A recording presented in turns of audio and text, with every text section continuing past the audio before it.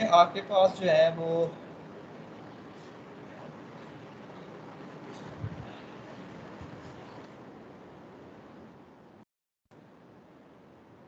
किसी भी एफपीजीए में तीन चीजें बड़ी इंपॉर्टेंट होती हैं हार्डवेयर के लिहाज से।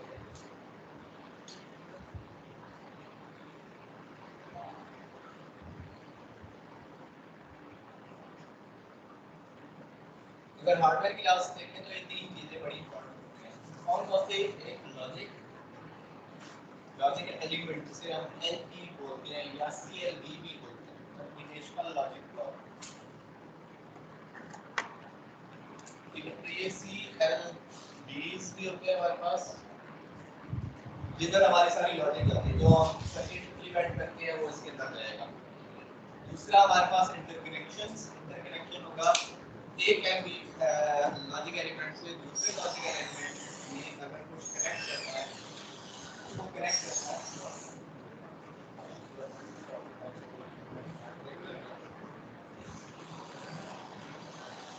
तो हमारे पास इंटरकनेक्शन चाहिए, ठीक है।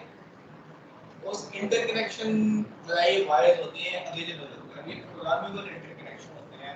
इसका मतलब क्या है कि प्रोग्राम के थ्रू हम इनको कनेक्ट या डिस्कनेक्ट कर सकते हैं। ठीक है, आगे मैं बताता हूँ कि किस तरह डिस्कनेक्ट किया जाता है।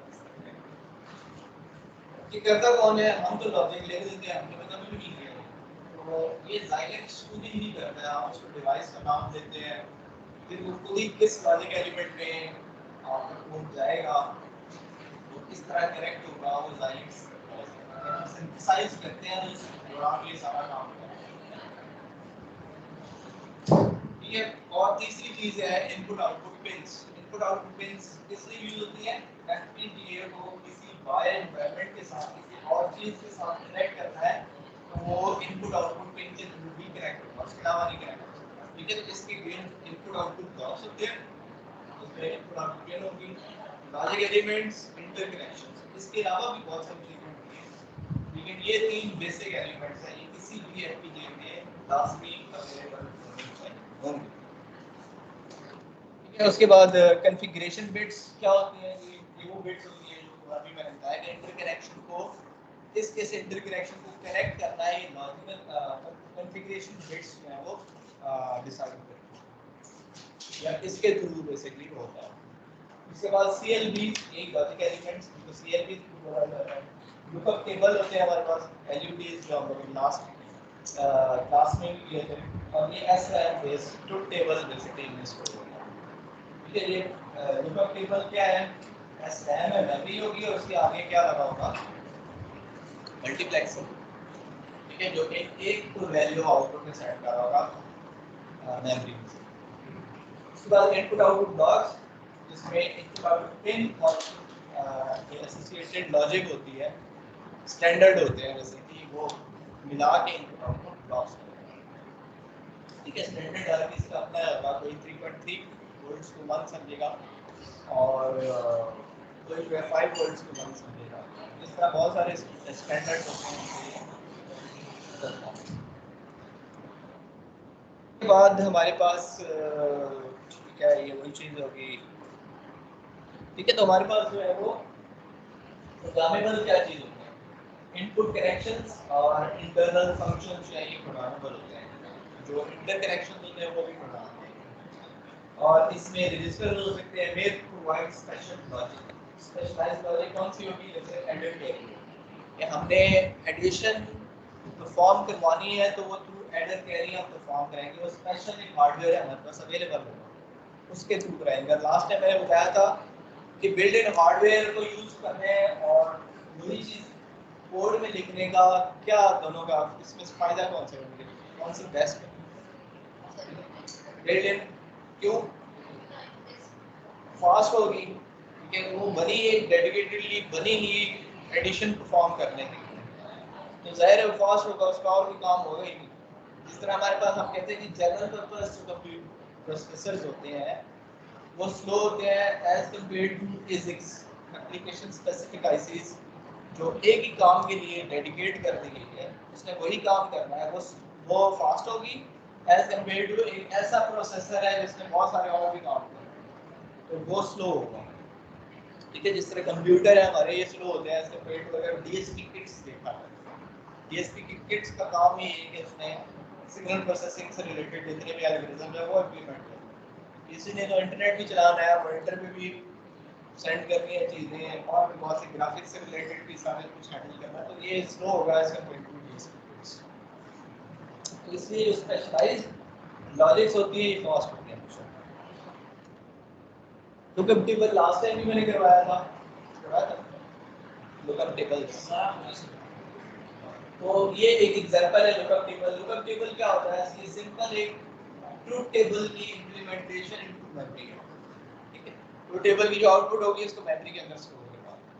तो ये टू इनपुट अगर हमारे पास पुट एलयूटी है, जैसे कि ये हमारे पास ये एलयूटी मैंने क्या बताया, एसरैम है। ठीक है, और इसकी लेट्स सपोज ये कॉम्बिनेशन, और इस कॉम्बिनेशन पे यहाँ पे आउटपुट जो है वो 0 है और 1। ठीक है, अब इस चीज को अगर मैंने इंप्लीमेंट करना है तो डीएलडी में हम क्या करते थे, मिड टर्म लेके सर्किट बनाते थे। इसका मिड टर्म जो है वो ये दोनों चीजें क्या होगी,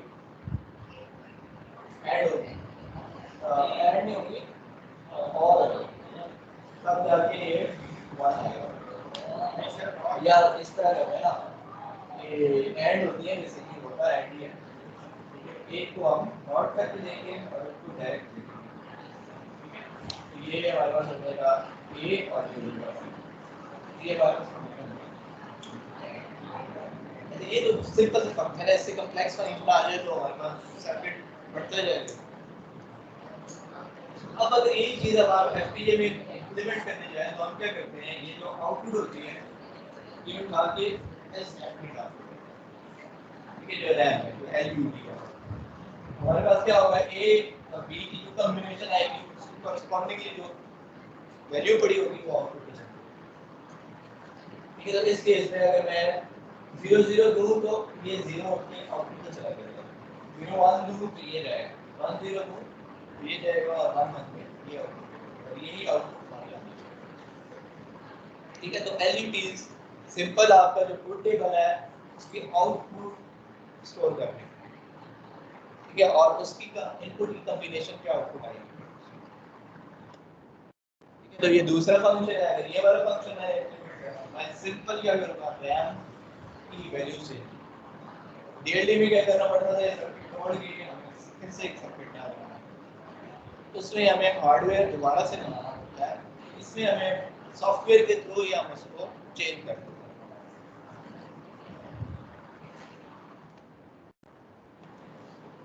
अच्छा, ये फंक्शन किस तरह होता है इसको आप लोगों ने नहीं करना। अच्छा, ये हमारा जो इंटरकनेक्शन होते हैं, ये जो एक वायर को दूसरी वायर से जोड़ेंगे, और ये लॉजिकल एलिमेंट्स के दरमियान ये होते हैं, तो वायर होते हैं, वायर से ये इंटरकनेक्शन। इंटरकनेक्शन क्या है, ये प्रोग्रामेबल स्विचेस हैं। ठीक है, ऐसे स्विच जो प्रोग्राम हो सकते हैं, ये प्रोग्रामिंग के थ्रू ऑन ऑफ हो सकते हैं। ठीक है, तो आप लोगों ने पीडीसी में पढ़ा था ये गेट्स, ठीक है, ट्रांजिस्टर एड स्विच अगर यूज करें तो ये हमारे पास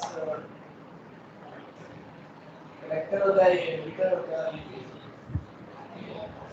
एज अ स्विच अगर ये यूज हो तो इधर मैं 0 दूंगा तो ये प्लीज डिस्कनेक्टेड रहेगा। ठीक है, और अगर इधर मैं 1 दूंगा तो ये चीज आपस में कनेक्ट होगी। ठीक है, तो एज अ स्विच यूज होगा। तो अगर मैं इसको कहूं कि ये कनेक्टर है, ये मीटर है और ये बेस है, तो इस फ्लिप फ्लॉप को मैं जो वैल्यू दूंगा वो यहाँ पे आएगी, और इसको वो कनेक्ट या डिस्कनेक्ट करेगी, इन दो लाइंस को आपस में कनेक्ट या डिस्कनेक्ट करेगी। ठीक है, तो ये इंटरकनेक्शन जो है हमारे पास, ये इंटरकनेक्शन हमारे पास अवेलेबल होते हैं। ठीक है, तो एक लॉजिकल एलिमेंट से दूसरे लॉजिकल एलिमेंट में कनेक्ट करना है तो आप इंटरकनेक्शंस के थ्रू जो है वो कनेक्ट करते हैं, और इसमें कोई हॉरिजॉन्टल चैनल होंगे, वर्टिकल चैनल होगा, तो इधर भी एक इंटरकनेक्शन होगा, इधर भी एक इंटरकनेक्शन होगा, यहाँ भी इंटरकनेक्शन होगा, इधर भी होगा, और इधर और इधर, ये सारे इंटरकनेक्शन होंगे जिनको ऑन करना पड़ेगा। हम नहीं करेंगे, Xilinx उसकी कॉन्फ़िगरेशन बिट में भेजेगा कि इनको ऑन करो, तो ये उसके साथ कनेक्ट होगा। ठीक है, जैसे कि ये लॉजिकल एलिमेंट है, इस लॉजिकल एलिमेंट को अगर मैंने कनेक्ट करना है दूसरे लॉजिकल एलिमेंट के साथ, तो मुझे इंटरकनेक्शन पॉइंट्स को जो है वो ऑन कर देगा। ठीक है, ये एक पाथ जो है वो बन जाएगा। यहाँ से इसको इसको इसको और इसको मैं ऑन करूँ कि ये आपस में कनेक्ट हो। अब हम अपनी Xilinx को भी देखते हैं कि पाथ का एक तो डिस्टेंस कम होना चाहिए, लेकिन इसमें मल्टीपल पाथ होंगे और से भी ढूंढ के आ सकते हैं। पाथ का जो डिस्टेंस है वो मिनिमम होना है ताकि डिले कम आए, वैल्यू उठी। और दूसरी चीज ये दिखता है कि जो इंटरकनेक्शन है वो कम से कम यूज हो, क्योंकि जितने इंटरकनेक्शन होंगे ट्रांजिस्टर है, ट्रांजिस्टर कुछ ना कुछ डिले डालेगा ना। ठीक है, एक डिवाइस आ रही है तो ये डिले डालते हैं थोड़ा, उनका माइक्रो सेकंड में ही होगा, ये बिल्कुल नैनो सेकंड में होगा, लेकिन बहुत होगा छोटा लेकिन डिले होगा। और ये मल्टीपल आ जाए तो ज़्यादा डिले करेगा। हम चाहते हैं कोई कम से कम जो है डिले आए, कम से कम लॉजिकल एलिमेंट्स इंटरकनेक्शन जो है वो यूज हो एक लॉजिकल एलिमेंट को दूसरे से।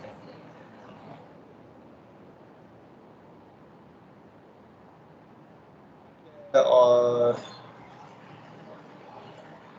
ठीक है, इसमें ज़्यादा हम डिटेल में नहीं जाते।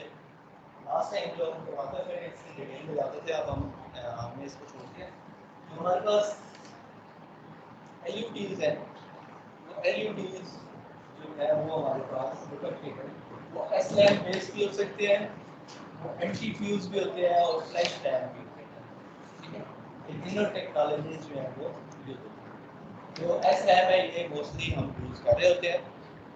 एंटी फ्यूज जो है ये एक दफ़ा प्रोग्राम होता है, वन टाइम प्रोग्रामेबल है कि आपने फॉर श्योर एक ही हार्डवेयर चाहिए आपको और आपको चेंज नहीं करना, तो वो आप एंटी फ्यूज कर दो। इसका फ़ायदा ये होता है कॉस्ट इफेक्टिव, कम प्राइस होती है, लेकिन ये एक दफ़ा अगर प्रोग्राम हो गया तो फिर रीप्रोग्राम नहीं है, और इसमें फ्यूज लगे होते हैं छोटे। ठीक है, तो वो फ्यूज जो है वो डिफ्यूज होते हैं, यानी कि कनेक्ट नहीं होते। तो जहाँ जहाँ हमें कनेक्शन करना होता है वहाँ वहाँ पे हम लोग उसको डिफ्यूज कर देते हैं, वहाँ पे उसको एक्टिवेट कर देते हैं, वो कनेक्शन बंद करते हैं, बाकी जगह कनेक्शन नहीं।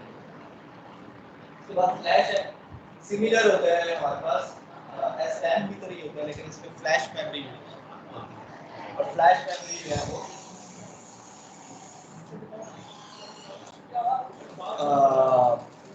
एक तो नाम से जाए और ये फास्ट होता है। ठीक है, जो टेक्नोलॉजी है वो फास्ट, और इसको काम करते हुए टाइम नहीं लगता। ठीक है, ये इसका फाल्ट है। बाकी चीज़ें हम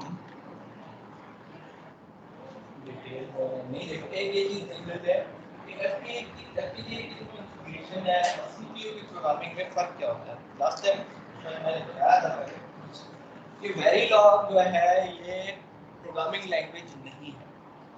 वेरिलॉग क्या है? Hardware descriptive language. Programming language और डिस्क्रिप्टिव लैंग्वेज में फ़र्क क्या होता है?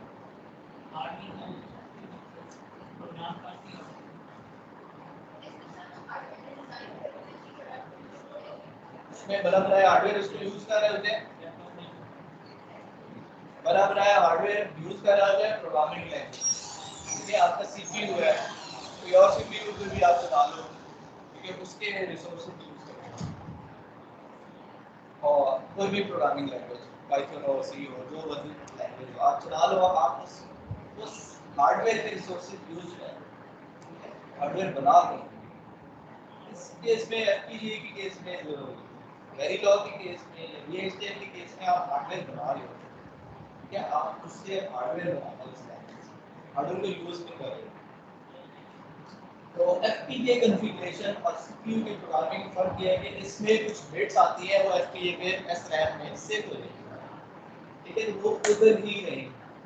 CPU में क्या होता है कि हमारे पास इंस्ट्रक्शन फेच होके आती है मेमोरी से, और फिर डिकोड होती है, फिर एग्जीक्यूट होती है। यहाँ से मेमोरी है, मेमोरी में से कुछ आएगा, ठीक है, डिकोडर लगा होगा, डिकोड करेगा कि ये इंस्ट्रक्शन है क्या, क्या काम करता है। ठीक है, तो बता रहा है ऐड R1 R1 और R2 दो रजिस्टर है, उनको ऐड करो, वापस रिजल्ट स्टोर करवा देना R1 में। इसमें हम क्या कर रहे हैं, इसमें अगर मैं हार्डवेयर है वही यूज होगा, मेमोरी से कैच करके है। ठीक है, इस केस में क्या होता है कि FPGA में ही वो सारी चीजें पड़ी हुई है, रैम में उसकी जो रैम है, जो लुकअप टेबल है उसमें वैल्यूज या इसके कि किसी मेमोरी में उठा के होता है। ठीक है, तो यही फर्क है। और ये जो कॉन्फ़िगरेशन बिट है ये कंट्रोल करते हैं कि कौन कौन से किस किस को रन करना है, कौन कौन से कनेक्ट करना है, ये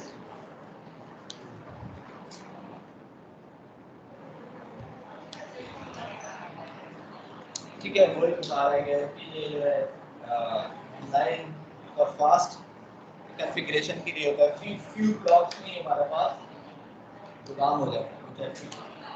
allow hardware to be change on fly. ठीक है, इसलिए इसको फील्ड प्रोग्रामेबल बोला जाता है कि कहीं भी आप इसको करेक्ट करें प्रोग्राम। ऐसा नहीं होता कि उसको वहाँ से उठा के किसी और जगह लेके जाके वहाँ पे कोई उसका स्पेशल सर्किट होगा वहाँ पे प्रोग्राम करना होगा। जैसे माइक्रो कंट्रोलर को जो प्रोग्राम करते हैं आप, तो आप बर्नर चाहिए क्या, और तो आर्डिनो ऑन फ्लाई हो जाता है, तो आपको बर्नर चाहिए होगा प्रोग्राम करने, इसको नहीं चाहिए, इसको फौरन ही प्रोग्राम। ठीक है, ये इस पे चीज़ें देख लीजिएगा। इसको SRAM बेस्ड FPGA जो है ये दो कंपनी Xilinx और Altera जो है ये बना रही है। एडवांटेजेस और डिसएडवांटेजेस क्या होता है, programming logic function interconnection use. SRAM advantage क्या होता है, रीड काम हो जाता है, ये SRAM के बारे में। ये SRAM के एडवांटेजेस ये हैं कि ये रीप्रोग्राम हो जाता है, डायनामिकली कॉन्फ़िगर हो सकता है, कहीं भी हम कॉन्फ़िगर कर सकते हैं, यूज स्टैंडर्ड प्रोसेस, कुछ प्रोसेस हैं उनसे ये वो फॉलो करने पड़ते हैं प्रोग्राम में। डिसएडवांटेज क्या है, SRAM पावर ज़्यादा है, ठीक है, इसकी पावर कंजम्पशन थोड़ी सी ज़्यादा होती है as compare to flash ROM, flash RAM जो है। और ज़ाहिर कॉन्फ़िगरेशन बिट है तो कोई भी कॉन्फ़िगरेशन बिट तो देखो सिक्योरिटी नहीं होती, लेकिन सिक्योरिटी के लिए आपको अलग से चीज़ें करनी पड़ेगी। वही लुकअप टेबल, फिर वही चीज़ आ गई, लुकअप टेबल कैसे बनता है, क्लास हो। तो ये बता रहा है कि बेसिकली लुकअप टेबल में अगर ये सेम है, अगर मैं ट्रिपल वन दिया तो ये 0 है। ठीक है, लुकअप टेबल क्या होता है बेसिकली, रैम प्लस मल्टीप्लेक्सर, ये लुकअप टेबल बनता है।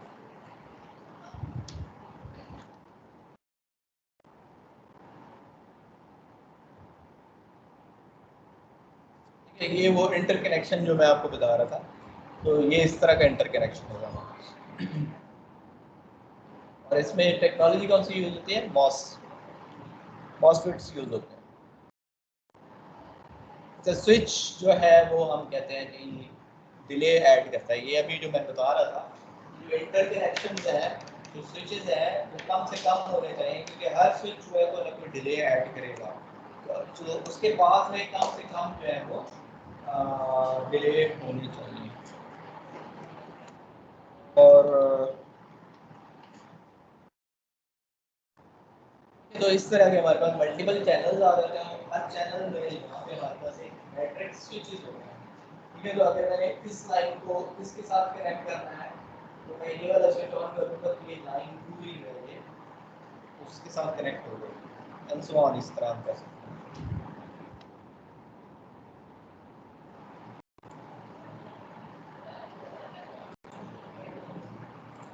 ठीक है, बैक आते हैं, ये हम लास्ट टाइम पढ़ चुके हैं सारी चीज़ें, ये हम कर रहे थे ना,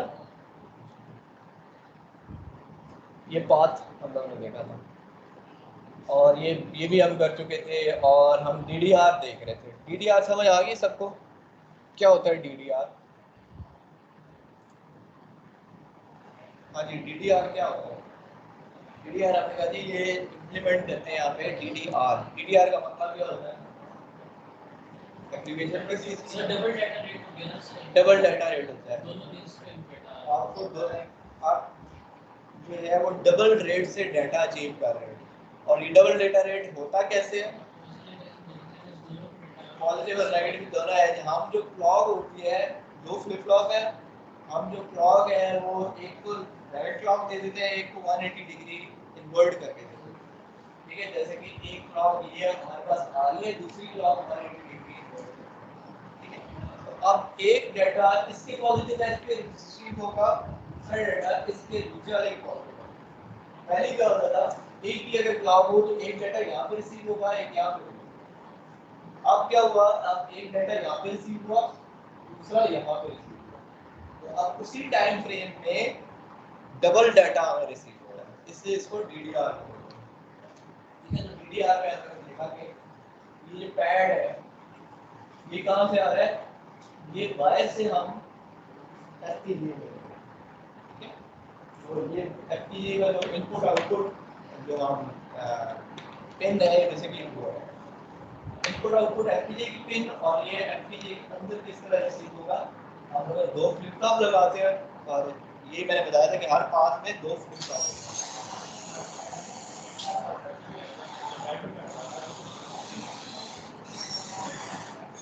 लेट क्यों आ रहे हो?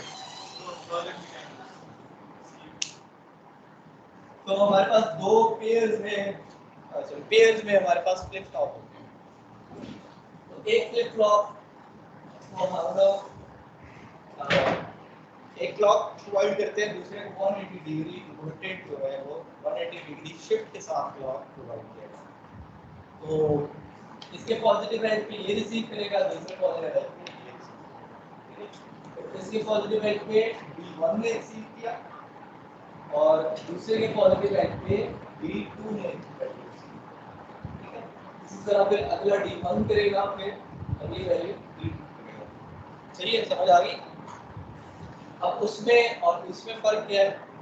लास्ट टाइम करवाया मैंने, सिंक्रोनाइज नहीं हो रहा है। ठीक है, ये यहाँ पे आउटपुट दे रहा है, दूसरा ये यहाँ पे। ठीक है, तो इन दोनों की सिंक एक ही टाइम पे आउटपुट जो है वो आनी चाहिए, रिसीव होनी चाहिए। तो उसके लिए क्या किया है हमने, दूसरे वाले के आगे एक और फ्लिप फ्लॉप लगा दिया, जिसको क्लॉक जो है पहले वाले की। अब यहाँ पे डाटा आ जाएगा, लेकिन डाटा D2 पे तभी आएगा जब positive edge of the clock 1 है।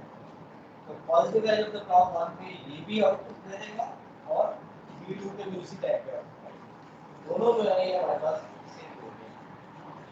ठीक है, लेकिन I की वैल्यू वैसी ही, D यहाँ पे है, D1 यहाँ पे है, D+, फिर D+2 आएगा, और D+3, D+4, D+5, D+6, ठीक है, अगली वैल्यू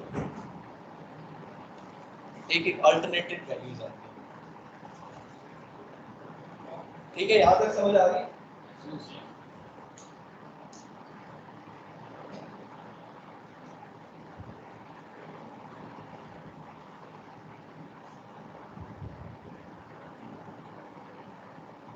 अच्छा, उसके बाद ये तो था, हम बाहर से इनपुट कर रहे थे एफपीजीए के अंदर। ठीक है, इसलिए इसका नाम है इनपुट DDR2। अब आउटपुट DDR में क्या होगा, हमें पैड पे अब डबल डाटा रेट पे वैल्यू चाहिए।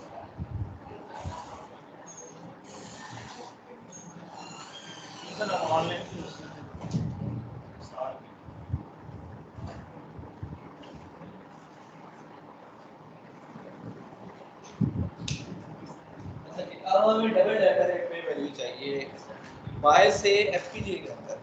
ठीक है, तो बाहर से हमारे पास जो वैल्यू आ रही है D1, और सॉरी हमने एफपीजीए से आउटपुट पे सेट करनी है। तो एफपीजीए से दो पिंस पे वैल्यूज आ रही है, D1 एंड D2। अब हमने वैल्यू पैड पे भेजना, उसके लिए इसने क्या किया, जो फ्लिप फ्लॉप है उनको अलग अलग क्लॉक दी, और जो सिलेक्शन लाइन पे आप बोल रहे हैं ये बस लगाया, उसकी सिलेक्शन लाइन पे क्लॉक दी। ठीक है, तो इसका 0 होगा तो दूसरे का क्या होगा, 1 होगा, और इसका 1 होगा तो दूसरे का 0 होगा, मतलब अल्टरनेटिव काम।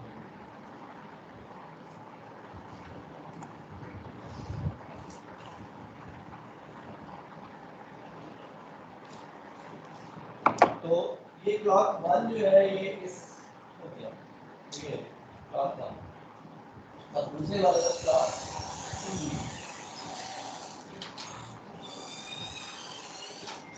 ठीक है, अब हुआ ये कि इसके पॉजिटिव एज पे जो भी वैल्यू आ रही होगी D1 की पे जो वैल्यू आएगी वो बैक पे शिफ्ट होगी। ठीक है, और ये दूसरे के पॉजिटिव एज पे D2 पे जो वैल्यू आ रही होगी वो आपकी आगे D2 में ये वैल्यू है D+, ये वाली वैल्यू जो है वो शिफ्ट होगी। ठीक है, पॉजिटिव एज ये इधर है, इसलिए थोड़ा टाइम जो है वो बहुत वैल्यू है। ठीक है, नेक्स्ट इसके पॉजिटिव एज पे जो है ये D2 का है वो, ये कैट है एंड सो ऑन। ये तो ये मल्टीप्लेक्स से क्या कर रहा है, मल्टीप्लेक्स यहाँ भी वैल्यू आती है, मल्टीप्लेक्स की वैल्यू तभी आएगी जब हमारे दोनों जैसे कि ये 1 और 0 पे हमारे पास रहेगी, 1 0 पे ये जाएगी और 0 1 पे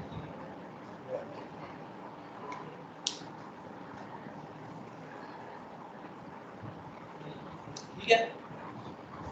तो यहाँ से हम डबल डाटा रेट से वैल्यू एफपीजे से आउटपुट कर रहे हैं, इसलिए इसका नाम क्या रखा हुआ है, आउट डीडीआर।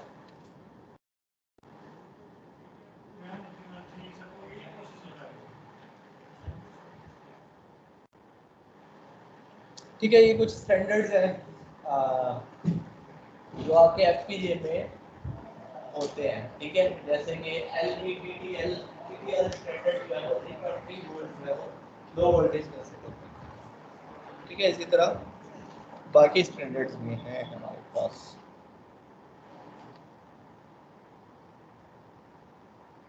ठीक है, तो यहाँ पे हमारे पास जो ये हार्डवेयर पोर्शन है इसका मोस्टली जो है वो कंप्लीट हो चुका है। ठीक है, क्या है टाइम आएगा। ठीक है, थोड़ा सा हम एडवांस टॉपिक्स की तरफ चलते हैं।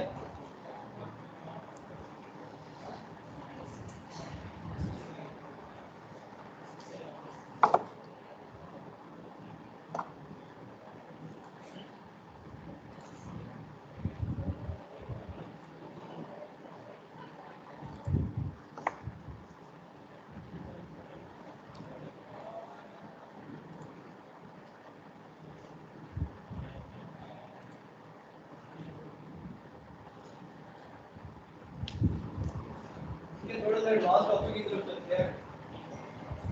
हम लोग ने एफपीजीए में क्या किया अभी तक हमने कोडिंग की Xilinx में, और हम लोगों ने एफपीजीए का एक हार्डवेयर देखा। ठीक है, और वो बड़ा बेसिक हार्डवेयर स्पार्टन 3 का देखा। स्पार्टन 3 जो है वो एक हाई एंड डिवाइस तो नहीं है, एक नॉर्मल डिवाइस है। ठीक है, इससे भी हाई एंड डिवाइसेस स्पार्टन 7 और अल्टेरा की जो है डिवाइसेस वो हमारे पास। अच्छा, क्या क्या अभी तक देख चुके हैं। ठीक है, अब ये जो आपके एफपीजी हैं ये इवॉल्व जो है ये क्यों किए, क्योंकि एक तो ये था कि हमारे पास जो डिजिटल सर्किट्स है वो आसानी से इसमें इम्प्लीमेंट हो सके। दूसरी चीज़ कि एक छोटे से जगह पे हमारे पास अब ज़्यादा सर्किटरी आ सकती है एज कम्पेयर टू पहले। 1960 से पहले जो होती थी टेक्नोलॉजी वो खाली प्रोसेसर की हद तक ठीक है। तीसरा ये फ्लेक्सिबल है एफपीजी। फ्लेक्सिबल से मुराद ये है कि आप इसको प्रोग्राम करके चेंज कर सकते हैं, चाहे इसके कि हार्डवेयर दोबारा बनाओ, सीपीयू एक दफ़ा बन गया तो वही काम करेगा। एफपीजी का फ़ायदा ये है कि आप रीप्रोग्राम इसको करके दोबारा से इसके जो क्या कहते हैं कॉन्फ़िगरेशन या सर्किट जो है वो चेंज कर सकते हैं। ठीक है, तो ये हमारे पास फ़ायदा होता है एफपीजी का। ठीक है, तो सबसे पहले मूल लॉ बताया। मूल लॉ क्या होता है, पढ़ा है आप लोगों ने?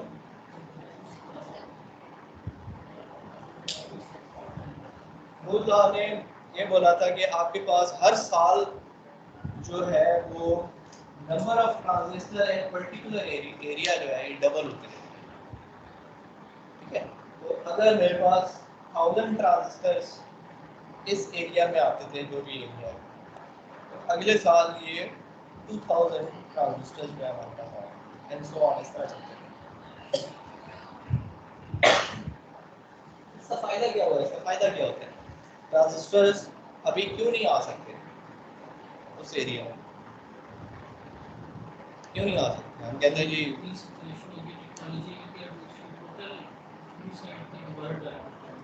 नहीं, क्या चीज उसको बेसिकली ये कह सकते हैं कि क्या चीज उसको रेजिस्ट करती है कि हम ज्यादा ट्रांजिस्टर का नहीं उस एरिया में नहीं डाल सकते।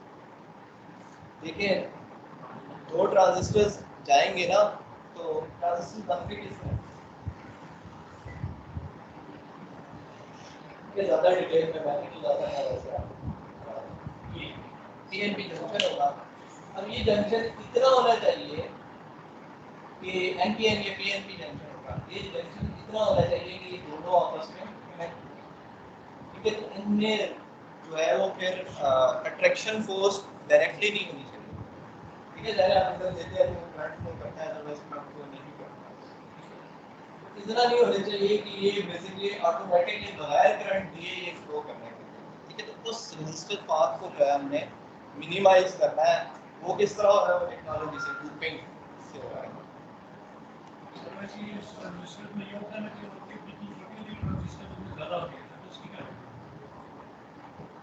ऐसे तो नहीं होता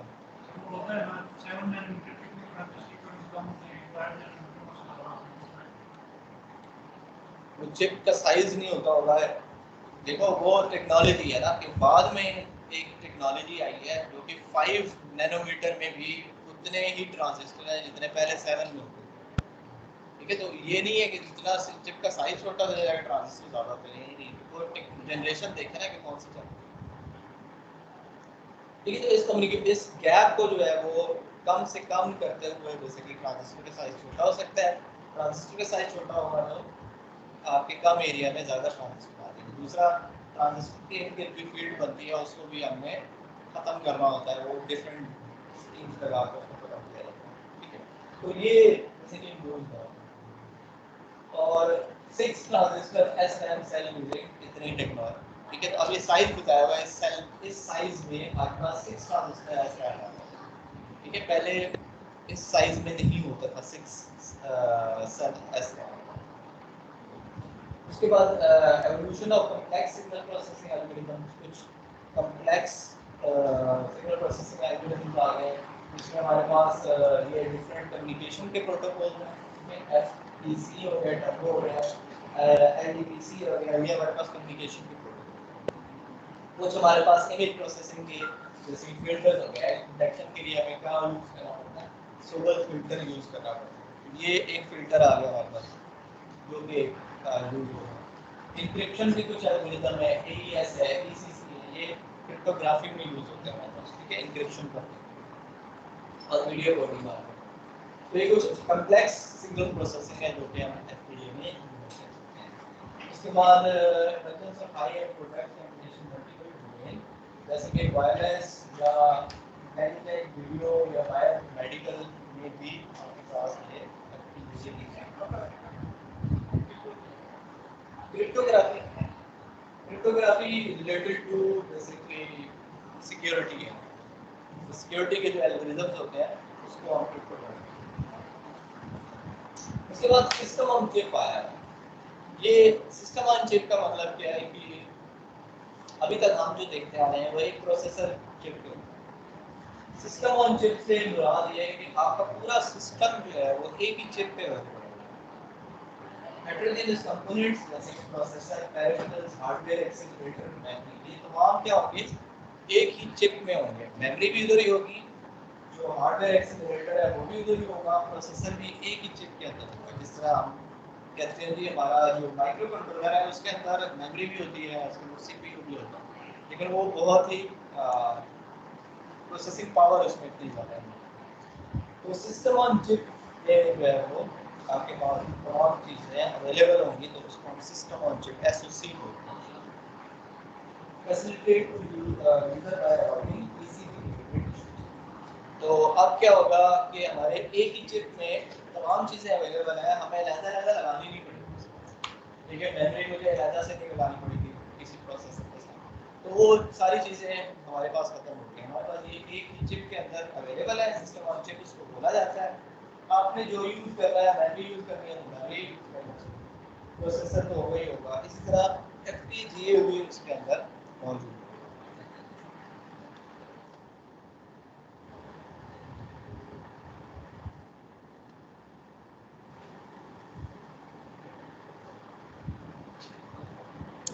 ठीक है, हार्डवेयर डिज़ाइन कंस्ट्रेंट क्या होते हैं हमारे पास?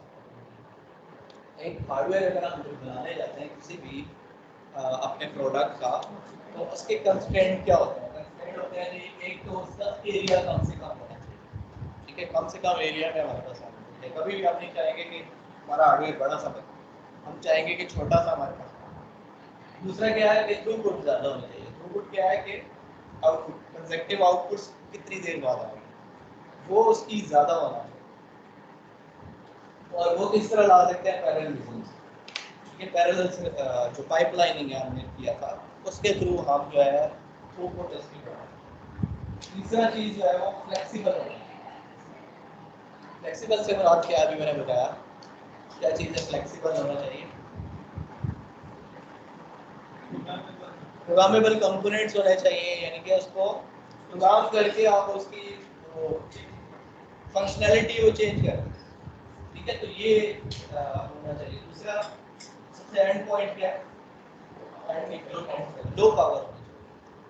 ये पावर का भी हमें कंस्ट्रेंट होता है एक हमारे पास, कि हम चाहते हैं सर्किट में कम से कम पावर यूज कर रहा हो। ठीक है, जैसे कि आप मोबाइल फोन अगर देख लें, मोबाइल फोन आप चाहेंगे ना कि ऐसा हो कि जिसकी बैटरी ज़्यादा देर चले वहाँ से। ठीक है, पावर एक तो ज़्यादा कंज्यूम, बैटरी भी बड़ी होनी चाहिए, दूसरा पावर कंजम्पशन भी उसकी कम से कम होनी चाहिए। अदरवाइज अगर मैं ऐसा मोबाइल फ़ोन ले लूँ जिसकी बैटरी बहुत बड़ी है, लेकिन उसकी स्क्रीन इतनी पावर ले लेती है कि वो घंटे के अंदर अंदर खत्म हो जाती है, तो मैं ऐसा मोबाइल लूँगा नहीं लूँगा। आप ऐसा पीसी लैपटॉप लेंगे नहीं लेंगे, आप कहेंगे यार जिसकी पावर ज़्यादा से ज़्यादा बैटरी दे प्रोवाइड करें मुझे, या वो मैं लूँगा। ठीक है, तो ये एक कंस्ट्रेंट होता है, लो पावर आपको चाहिए। और ये कैसे हो सकता है? आर्किटेक्ट टाइम टू मार्केट का क्या मतलब है कि वो मैं या इसके कंस्ट्रेंट बता रहे हैं कि एक हार्डवेयर मैंने बनाया है, उसको मैं लॉन्च करना चाह रहा हूँ, या मैं हार्डवेयर बनाने से पहले जो चीज़ें सोच रहा हूँ वो चीज़ें, तो मैंने एक हार्डवेयर बनाना है। अब मुझे उस हार्डवेयर का एरिया का होना चाहिए, उसकी थ्रूपुट ज़्यादा होनी चाहिए, फ्लेक्सिबल होना चाहिए, मैं उसको चेंज कर सकूँ, पावर उसकी कंजम्पशन। उसके बाद प्रोडक्शन में कि मार्केट में आते आते कितना टाइम लगेगा उसको। अगर आप एक हार्डवेयर वैसे बना रहे हैं तो आपको पहले पीसीबी भी बनाएंगे, उसको टेस्ट करेंगे। पहले पीसीबी नहीं, पहले बैरा बोर्ड या इस तरह के ये बनाएंगे, आप टेस्ट करेंगे, फिर ठीक हो गया, फिर उसकी पीसीबी बनेगी। पीसीबी बनने के बाद वो ठीक चल गया, उसके बाद आप प्रोडक्शन ऑर्डर देंगे। प्रोडक्शन में भी उसको कई महीने लगेंगे, प्रोडक्शन के बाद वो मार्केट में आएगा। ठीक है, तो उसमें टाइम ज़्यादा कंज्यूम होगा एज़ कम्पेयर टू अगर एफपीजीए पे कोई चीज़ इंप्लीमेंट कर रहे हैं, मैं क्या करूँगा? कोडिंग करूँगा, टेस्ट करूँगा, कोडिंग करूँगा, टेस्ट करूँगा। जैसे ही कंप्लीट हुआ मैंने वो मार्केट में लॉन्च कर दिया, एफपीजीए पे ही लॉन्च कर दिया।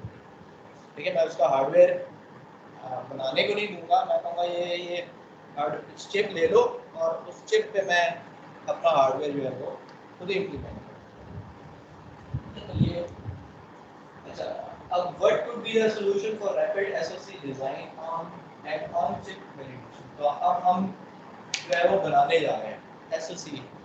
ठीक है, अपना जो हार्डवेयर है वो सिस्टम ऑन चिप जो है वो बनाने जा रहे हैं। उसके लिए क्या क्या स्टेप्स होंगे, क्या क्या वैलिडेशंस होंगी जिसके थ्रू हमें गुजर के जाना होगा। तो hardware design high abstract level, एक बड़े लेवल पे हम देखें, ऊपर से अगर हम देखें तो हमें क्या करना पड़ेगा? हमें सी सी प्लस प्लस या सिस्टम सी में उसकी प्रोग्रामिंग करनी पड़ेगी। ठीक है, इसीलिए जो आपको असाइनमेंट दी गई है उसमें भी आपको पहले कहा है सी बनाओ, जब सी बन जाएगा, अच्छा वर्किंग हो रही है जी, ठीक है, जो काम हमें चाहिए वो ठीक हो रहा है, उसके बाद आप हार्डवेयर डिज़ाइन की तरफ जाते हैं। हार्डवेयर डिजाइन जब कर चुके होते हो तो सिमुलेशन में ही आप पहले टेस्ट करते हो कि जो सी का आउटपुट है वो आपके इस हार्डवेयर के आउटपुट से मैच कर रही है या नहीं। अगर वो मैच कर रही है तब वो आपका हार्डवेयर जो है सही सामने रहेगा। अगर मैच नहीं कर रही है तो इसका मतलब है कि आपके हार्डवेयर में कोई इशू आ रहा है। और या फिर हम लोग इन मॉडल बेस्ड एनवायरनमेंट जो सिमुलिंक है उसके थ्रू भी एक सिस्टम बना सकते हैं। ठीक है, सिमुलिंक में क्या होता है मैटलैब में कि आप ड्रैग एंड ड्रॉप करके कंपोनेंट्स रख देते हो और फिर आप उसकी आउटपुट चेक करते हो, उसके थ्रू जो है हम चेक करते हैं। अदर थ्रू ओटीएस आईपीएस के कुछ बिल्ड इन आईपीएस होते हैं उसके थ्रू हम लोग जो है आईपी मींस इंटेलेक्चुअल प्रॉपर्टीज कुछ और होती हैं जो बनी बनाई होती है उसको कनेक्ट करके हम लोग बता सकते हैं अच्छा यार ये हार्डवेयर है ये चल रहा है कि नहीं चल रहा है। ठीक है, आप लोगों ने लैब में आईएलए कोर की है, आईएलए पढ़ा होगा जिसके थ्रू आपने एफपीजीए पे इंप्लीमेंट किया था। तो एफपीजीए के रिजल्ट्स आपने कंप्यूटर पे देखने होंगे वेवफॉर्म में करवाया लैब इस हफ्ते या होगी इस हफ्ते की लैब होगी। अच्छा खैर वो आईएलए कोर जो है वो आपकी बेसिकली एक आईपी है, इंटेलेक्चुअल प्रॉपर्टी किसी ने बना के रख दी। ठीक है, आईपी क्या होती है? आईपी बेसिकली आपको एक ब्लॉक बना के दे देंगे, आपको कहेंगे ये ब्लॉक यूज करो। ब्लॉक की कुछ इनपुट होगी कुछ आउटपुट होगी। वो कहेगा जी लेट्स गो मैं कन्वोल्यूशन का कोई मैंने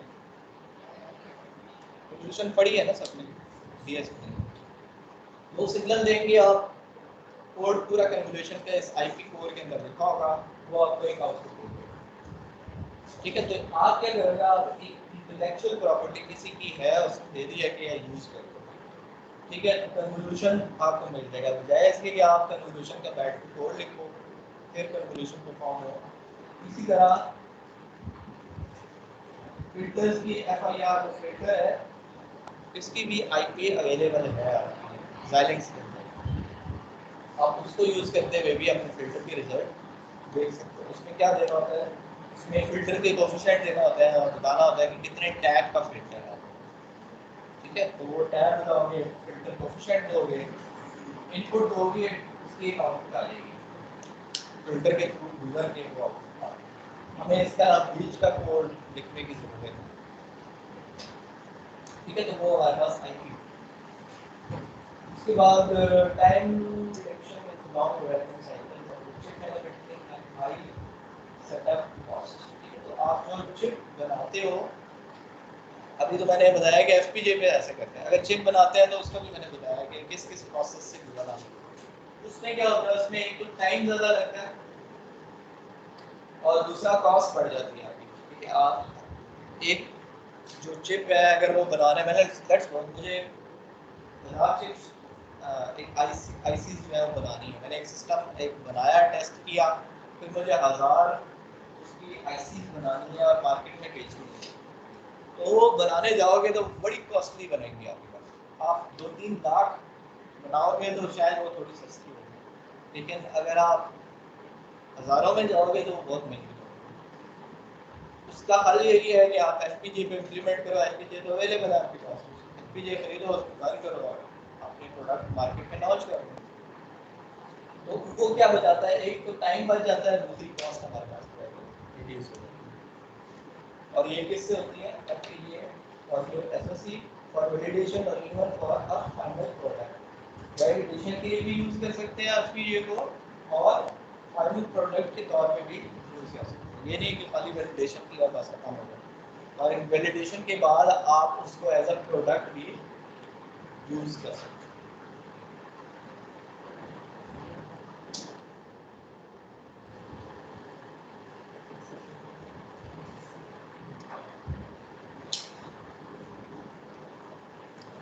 अच्छा, अब हमारे पास जो Xilinx है उसमें हमारे पास लैपटॉप ये इसने दे दिया। इसमें हमारे पास डिफरेंट ये पूरा किट है ठीक है, Xilinx की किट है, उसके अंदर हमारे पास प्रोसेसर भी होगा, हार्डवेयर एक्सीलरेटर भी होगा। हार्डवेयर एक्सीलरेटर किस लिए यूज होता है? ठीक है, एक हार्डवेयर एक्सीलरेटर होगा, एक इमेज प्रोसेसर का भी होगा, ऑडियो प्रोसेसर के अलावा होगा। ठीक है, ये एचडी वीडियो एनकोडर यानी प्रोसेसर में लेके आना है तो डायरेक्ट वो भी हमें चाहिए।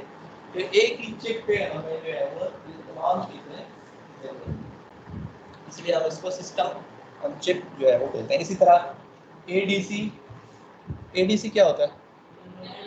एनालॉग टू डिजिटल कन्वर्टर या डिजिटल टू एनालॉग कन्वर्टर जो है वो भी इसमें यहाँ पे अवेलेबल होगा। सिंगल चिप में ही सब कुछ हमारे पास मिल जाएगा एक ही चिप के अंदर। उसके बाद इसको फिलहाल हम रहने देते हैं।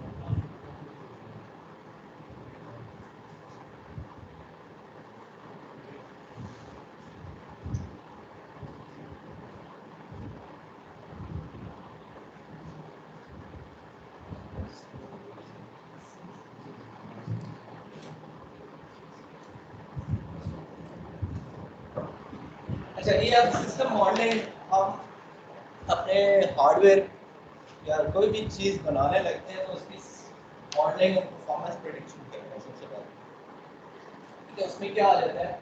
Requirement and specification. रिक्वायरमेंट और स्पेसिफिकेशन एक आपको दी जाती है कि ये चीज़ बनानी है, इनपुट इतने बिट की होगी, आउटपुट इतने बिट की होनी चाहिए, साइंड होनी चाहिए, अनसाइंड होनी चाहिए, जैसे कि आपको मैंने प्रोजेक्ट में दिया।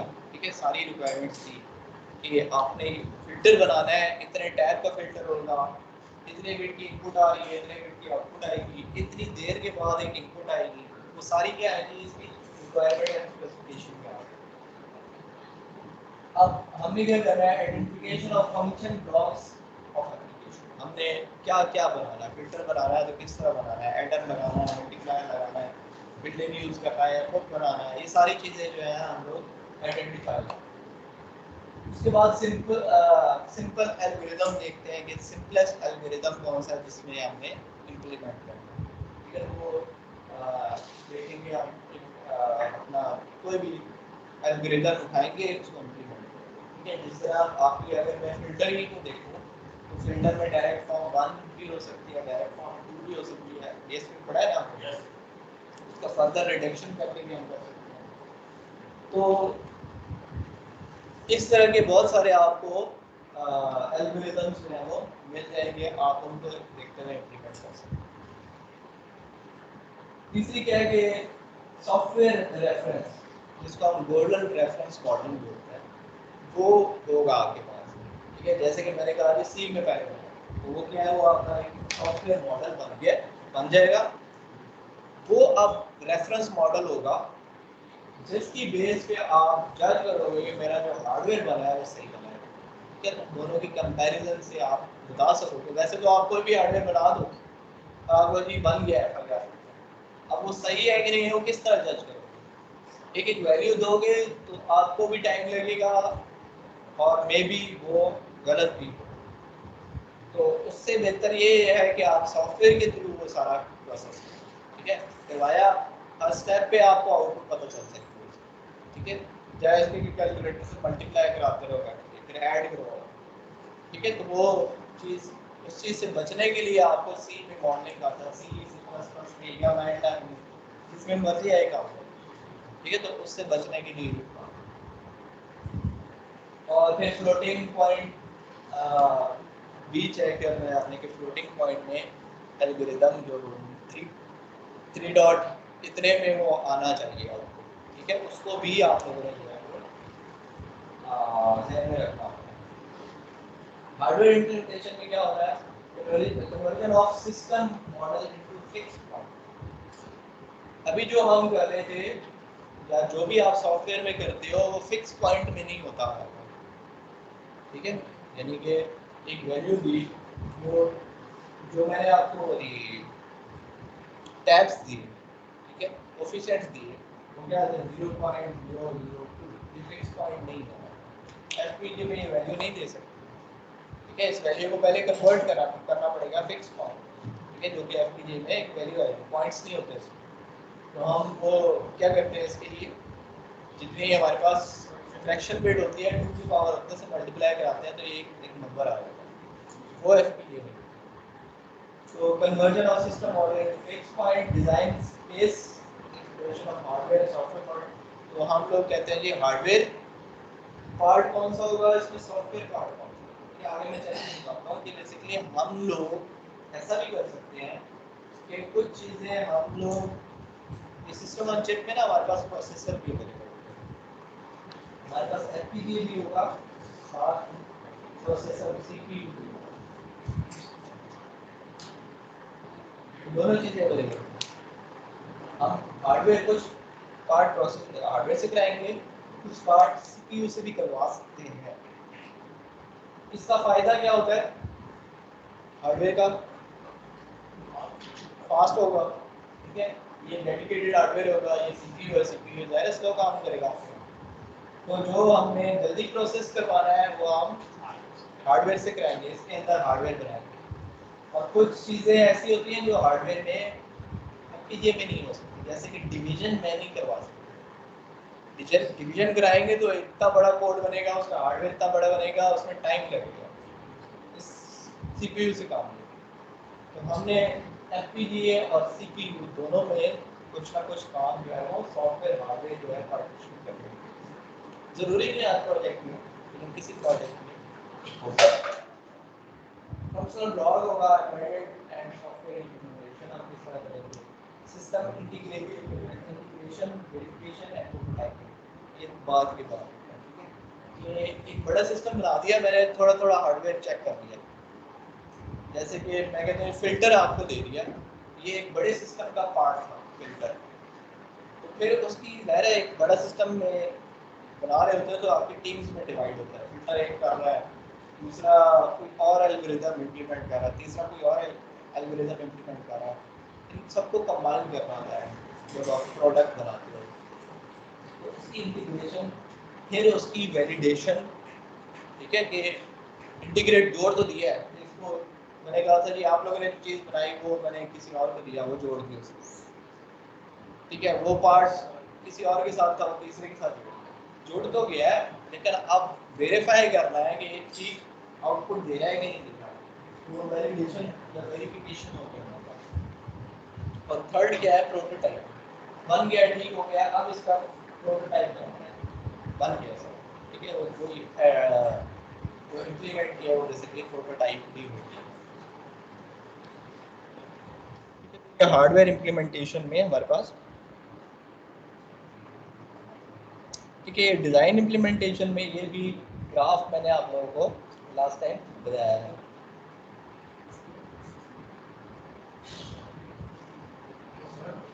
जी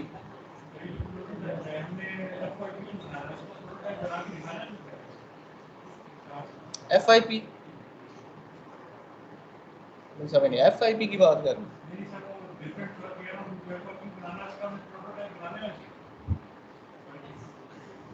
हमें रिक्वायरमेंट नहीं है, लेकिन प्रोटोटाइप बना के आप करोगे तो ज़्यादा बेहतर होगा। है क्या है? नहीं, कोई रिक्वायरमेंट नहीं है। ठीक है जी, तो ये चीज़ हम लोग नेक्स्ट क्लास में,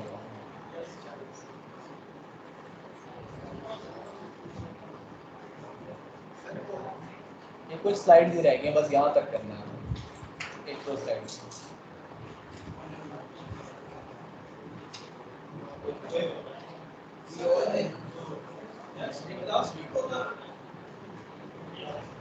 नेक्स्ट वीक, नेक्स्ट अगला वीक आपके पेपर शुरू हो रहे हैं।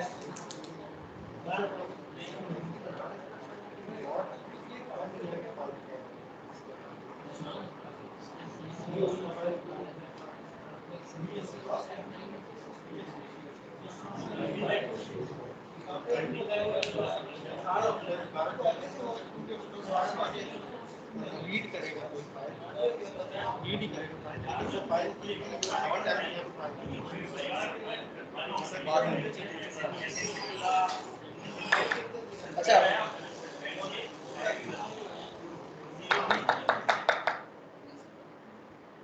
अच्छा कुछ ऐसी हमारे पास तरह सी है, सी प्लस प्लस में हम एक हमारे पास आता है रिगार्डो, उसमें एक हाई लेवल सर्विसेज एचएलएस होता है। ये एचएलएस क्या करता है, हम इसको सी में कोड देते हैं या ऑटोमेटिकली इसको वेरीलॉग करते हैं, ठीक है। तो उसके लिए हमारे पास सॉफ्टवेयर बना देंगे रिगार्डो एचएलएस, वो करेगा आप डायरेक्टली एपीजी में उसको अभी कन्वर्ट करके देगा वेरीलॉग कोड को डायरेक्टली। दूसरा हम कुछ और मॉडल भी ले सकते हैं, जैसे कि सिस्टम जनरेटर जो है मैटलैब के अंदर, मैटलैब में हमने प्रोग्राम सारा बनाया, उसके बाद सिस्टम जनरेटर के थ्रू जो है वो एफपीजी को प्रोग्राम भी कर सकते हैं। और गैलेक्स जो हम करते आ रहे हैं, जो हमने किया था गैलेक्स के थ्रू वेरीलॉग कोड लिखना है वो इसमें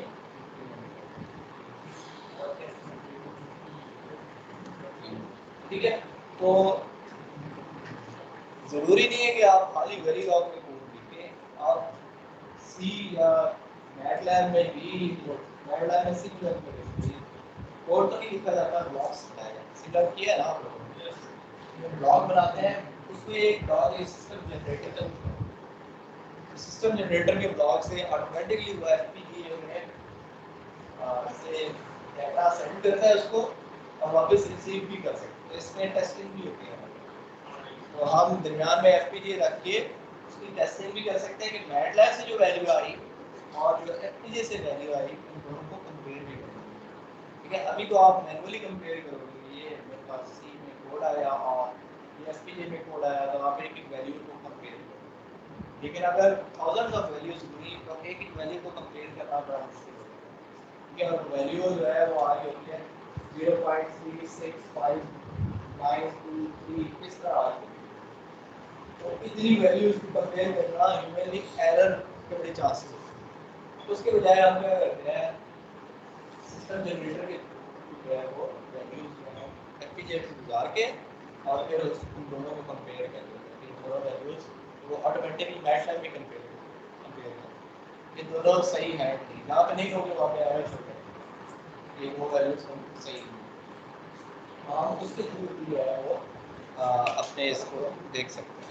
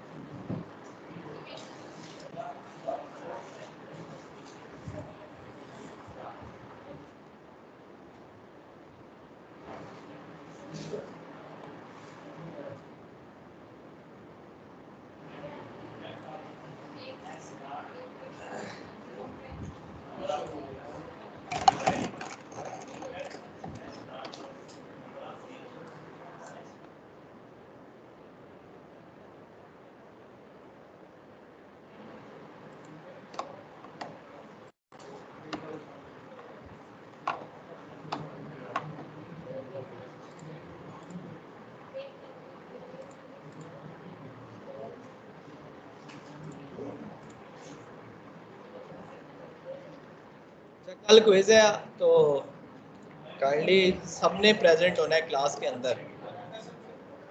एफएसएम प्लस पाइपलाइनिंग 5 नंबर का क्विज होगा।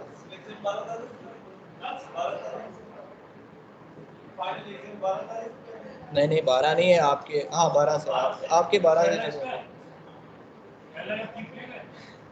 सॉरी मुझे नहीं पता, डेट शीट 5 क्यों क्या एब्सोल्यूट 5 बताया मैंने, ये 2 टॉपिक्स बता दिए उनमें से आएगा क्विज। पाइपलाइनिंग एफएसएम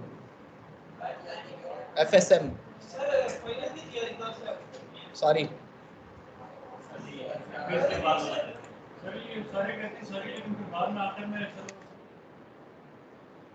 देख लेना ना, उसमें वही है, सारे हैं।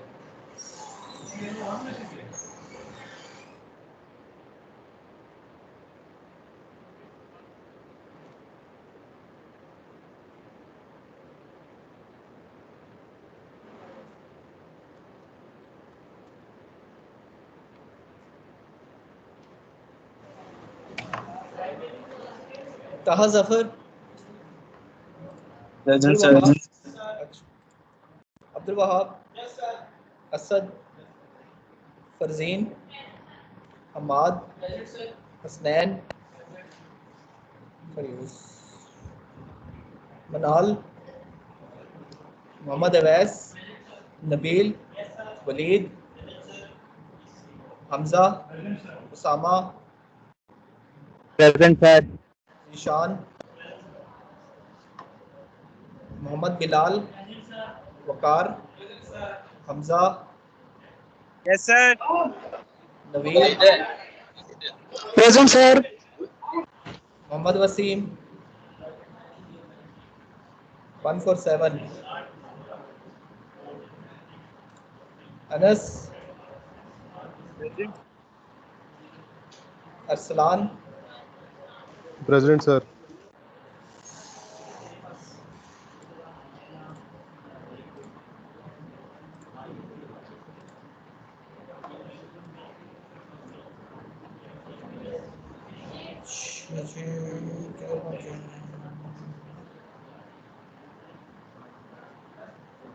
मोमिन आदिल, हाफिज हमजा, अहमद अली,